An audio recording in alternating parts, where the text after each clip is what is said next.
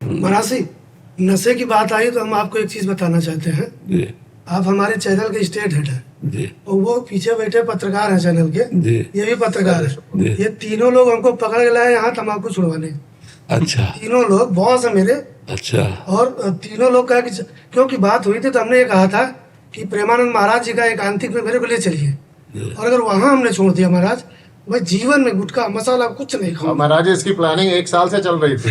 1 साल के बाद में इनको याद मेरी किया। मेरी घेराबंदी की जाती रही, मेरी पत्नी भी लोगों के साथ हो गई, छुड़ा के लाओ इनको, ले जाओ।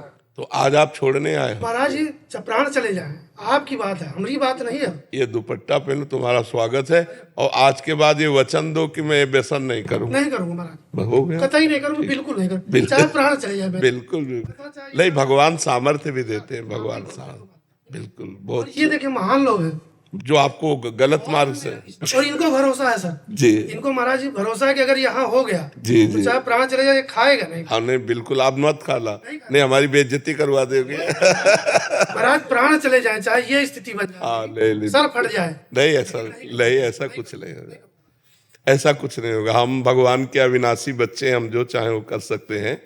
ये गलत व्यसनों ने हमको फंसा करके कमजोर कर दिया है, हम इनको छोड़ करके महान बन सकते हैं। ऐसा नहीं कि सर फट जाएगा, कुछ नहीं होता। 2-4 दिन तलब लगती है और फिर इसके बाद ठीक। लौंग लेते रहना, जब तम्बाकू मसाला का मन करे तो लौंग इलायची, ये पवित्र वस्तु है। तो महाराज जी आपका चेहरा याद करेंगे जब भी तलब लगेगी। चलो और हम तो श्री जी से प्रार्थना करते हैं, ये जो लोग परिवर्तित हो रहे हैं, जो लोगों को आनंद की अनुभूति हो रही, ये हमारे द्वारा नहीं हो रही, हमारे प्रभु के द्वारा हो रही।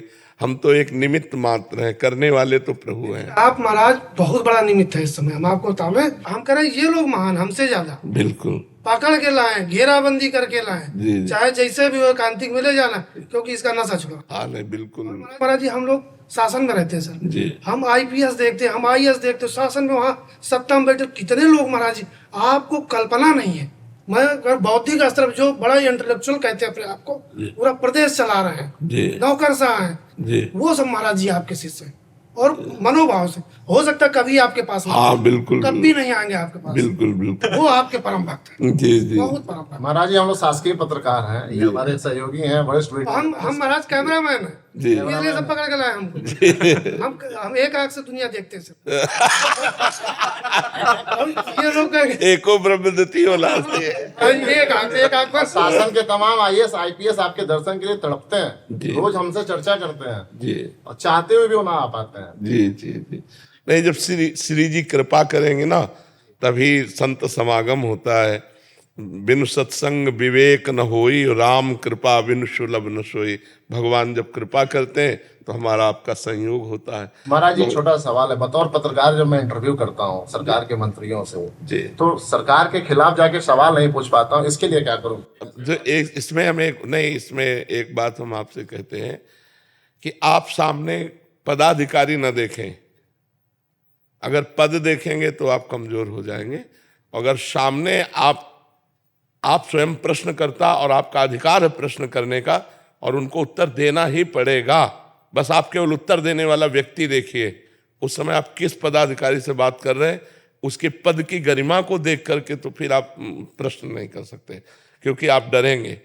प्रश्न करते हैं आप पूरे भारत की तरफ से प्रश्न करते हैं।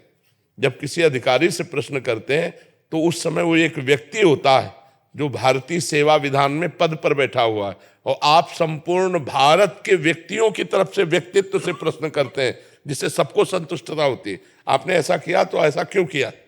अब वो उत्तर अपने लिए थोड़ी ले रहे हैं, वो उत्तर पूरे भारत के लिए ले रहे हैं। तो पूरे भारत की ताकत आपके साथ है। वो व्यक्ति भारत की सेवा का पदाधिकारी है, लेकिन आप जिनकी भारत की वो सेवा करेगा, आप उनके सानिध्य से उनके जन बन करके बोल रहे हैं, तो आपके पास बहुत बड़ी हिम्मत होनी चाहिए। और सामने व्यक्ति है, पदाधिकारी नहीं, उसको उत्तर देना होगा, तो फिर आप प्रश्न कर सकते हो। आपको डरने की जरूरत नहीं है। बहुत मृदुल शब्दों से और बहुत पक्की जानकारी से कोई भी चीज प्रश्न करो तो आपके पास प्रमाण होना चाहिए। मान लो किसी भी बात का प्रश्न, तो आपके प्रश्न की दम होनी चाहिए।